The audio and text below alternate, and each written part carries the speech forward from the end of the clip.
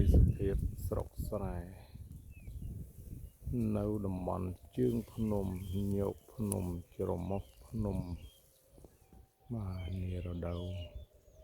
ច្រូតកាត់រួចបាទខែក្នុងខែចុងខែកុម្ភៈបាទ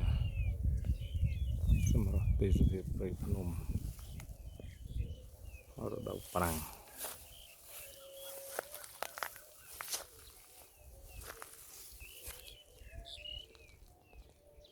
ខ្ញៀវខ្ញា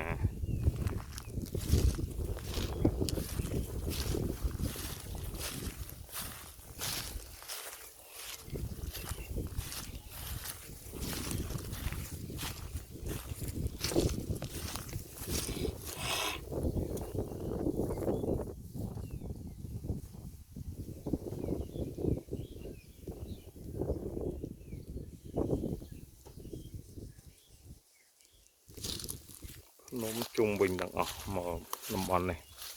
ប្លុកនេះស្រាប់តែភ្នំទាំងអស់ជុំវិញ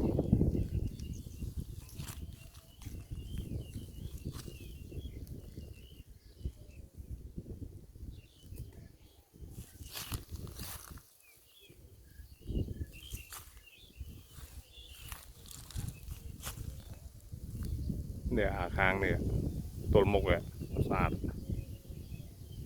មានផ្ទះមានអីគេនេះ